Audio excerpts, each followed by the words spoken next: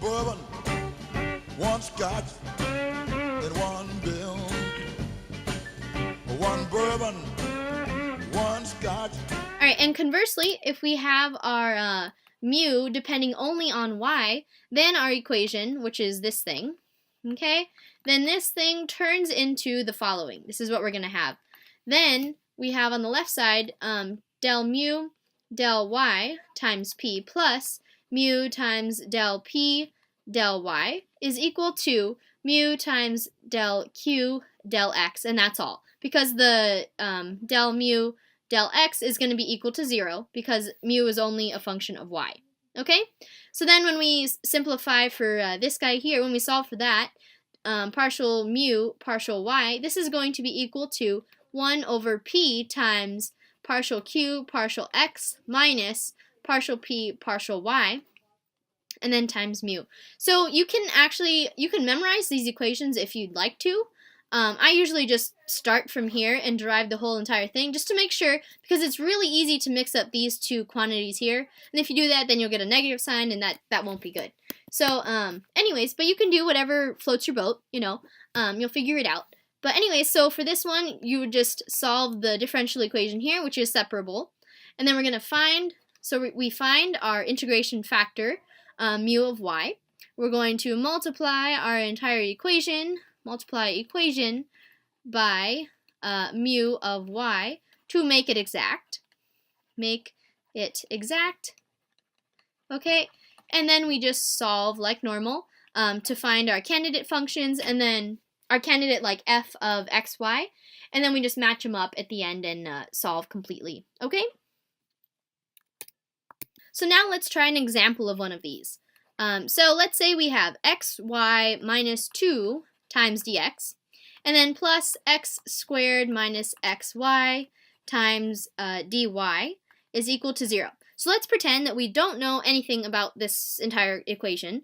And so this is our original p of xy, and this is equal to our original q of xy. So let's try to check first of all whether it's exact or not. Because here's just a tip.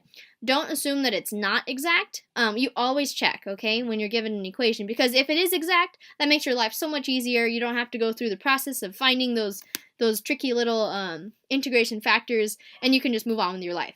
So let's check to see if del p del y is equal to del q del x, okay? So we're going to check this. So if we take the partial with respect to y of this thing, we just get x, okay? So that's del p del y. And is this equal to the partial with respect to x of this thing, and that's 2x minus a y, so this is not equal, right? So that means that this equation as it is not exact, okay? So it's not exact right now, but we're going to make it exact by finding some kind of integration factor, okay? So let's try finding. So we're going to try finding a mu of x, okay? So we'll recall that we want, well, this is actually true. When we have our integration factor and we multiply by both p and q, then this equality definitely holds. Okay, so when we have this, then we get the equation mu times del p del y is equal to del mu del x times q plus mu, well, we could write the other one, del q del x times mu. Okay, so let's continue here. So I'll continue on the bottom down here. So then we have the equation del mu del x is equal to, and then we have 1 over q times partial p partial y minus partial q partial x, and then times our mu there. Okay, so let's continue this on the next slide because I don't have that much room down here. Alrighty, so I have something that looks like the following. So we have our partial mu partial x, okay, and this is being equal to 1 over q times partial p partial y minus partial q partial x, and then times our mu, okay? So let's just solve for what this is, okay? So 1 over q, and just a reminder, our p of x, well, let me just rewrite the function. So xy minus 2 dx, and then plus x squared minus an xy times dy is equal to 0. Okay, so this is our p, and this is our q here, alrighty? So our del mu del x is equal to 1 over q, so that'd be x squared minus xy, that's all on the bottom. And then the partial with respect to y of our function p is equal to x, and then we have minus the partial with respect to x of q, so that would be our 2x minus y here, okay? And then times mu, alrighty? So we can simplify this. We just get del mu del x is equal to 1 over, I'm just going to factor an x down here because that might help us along. So an x minus y. And then up here we actually have a positive y. These turn positive, and then we have 1 negative x. Okay, so we have y minus x here actually. So these can cancel out and leave us with a negative 1.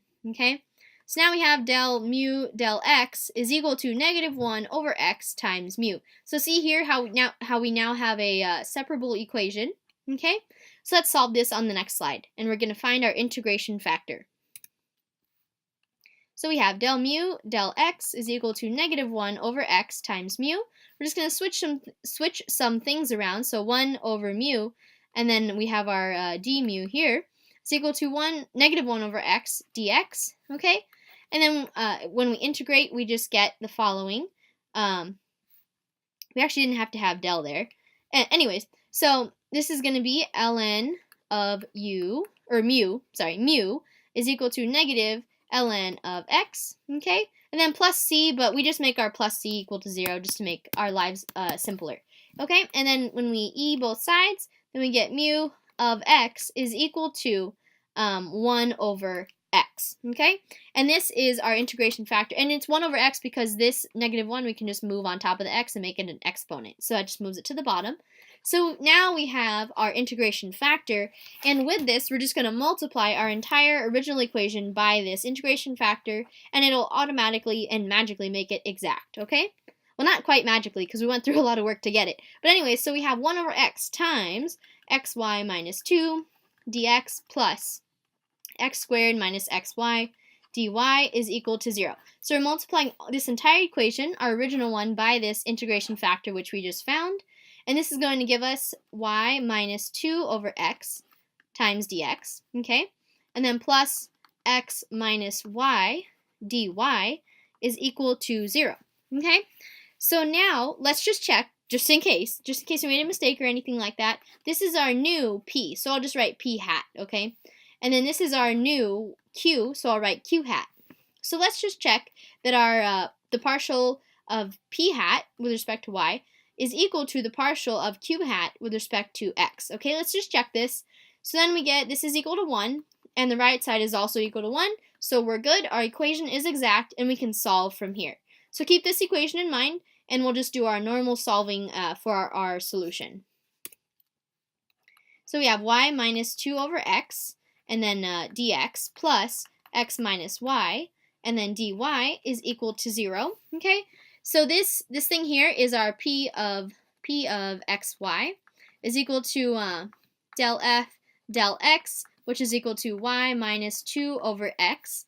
So we're just going to integrate with respect to x here on both sides. So we get that our first potential function or candidate function, f of xy, is equal to, when we integrate with respect to x, we get xy, and then minus 2 ln absolute value of x, plus some function. It could be a single variable function of y here. Okay, so this is our first candidate function.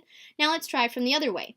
So now we have our q of xy is equal to del f del y, and this is equal to x minus y. So when we integrate with respect to y, we get the following. We have our other candidate function, which is f of xy is equal to xy minus 1/2 y squared plus some single variable function of x. Okay, so to match these up, all we have to do is just see what we need to do, what needs to equal what. Okay, so we both have, and they both have an xy, so that's good. We don't really need to change that at all. Okay, and then we see, well, this is a single variable function of y, so that must equal this function here. Okay, and here we also see a single variable function of x, so that must be here. So that means that our final f of xy is going to be equal to xy minus 2 ln of x, of absolute value of x, minus a 1/2 y squared, and we just can set it equal to a constant c. Okay, and that is it. That's our solution to our ODE.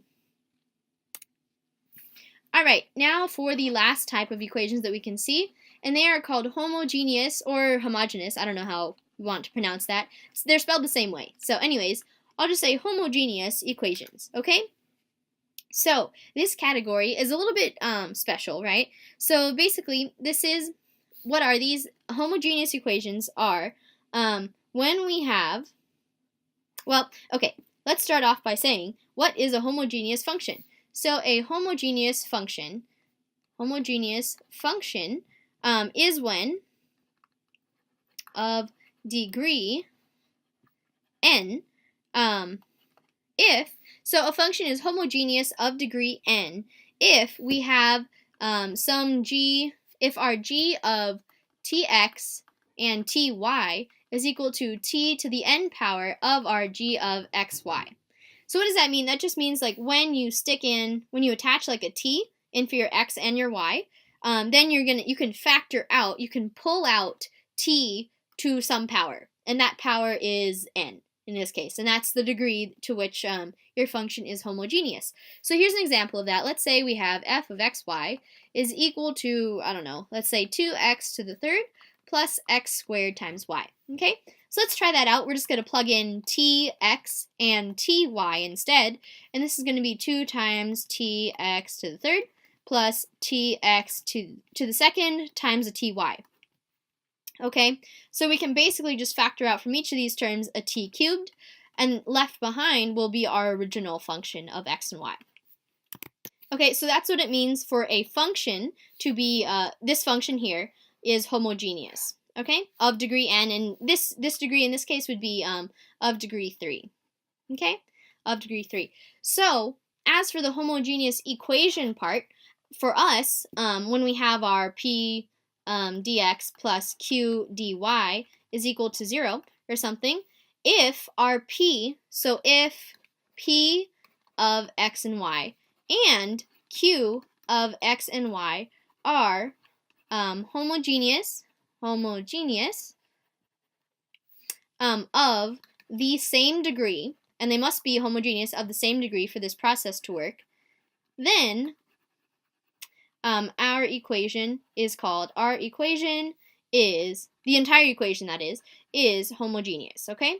So if they don't match, then our equation is inhomogeneous and you can't do anything with it for this process anyways. But if they are of the same degree, so let's say like p of xy is homogeneous of degree 2 and q of xy is homogeneous of degree 2, then you could say, okay, so then our entire equation is homogeneous, okay? So when you do find that, and if you do find that, then here's the process to tackle those homogeneous equations. So here's the process to solving, and I'll just abbreviate homogeneous equations. Okay? So the first thing we're going to do, we're just going to make use of that we can actually factor out common terms from factor out a common multiple from each of the terms. Then, so what we're going to do is replace all y's with xv's, okay? And v's, we don't know what those are. That's just going to be a tool for us to use, okay?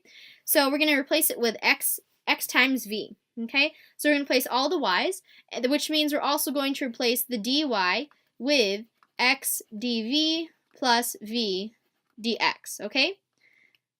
Alrighty, so once we do that, then that basically just replaces all of the y stuff with x's and v's and stuff like that, okay? And then we're going to factor out,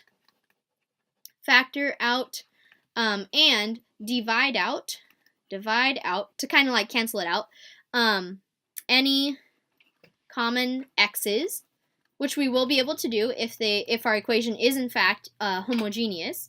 Okay, so we're going to do that with any common x's. And then the next thing is to solve the now separable equation, and we're going to do so in terms of our x's and v's, okay? In terms of x's and v's, we don't have to worry about that. We want to keep our v's in there because that allows us to not have to deal with our y's, which are giving us problems, okay? So we're going to solve that in terms of x's and v's, and once we integrate, So anytime after we integrate, we can just convert back into x and y's, okay? So after integrating, we can replace, all v's with whatever we had in the beginning. So our v in terms of x and y is y over x. So we're going to replace v's at the end with y over x's, okay? And then we're just going to simplify. And simplify. That's pretty optional, but yeah, you can simplify at the end. Okay? And we'll do an example of this in the practice problems video, okay? Solving a homogeneous equation.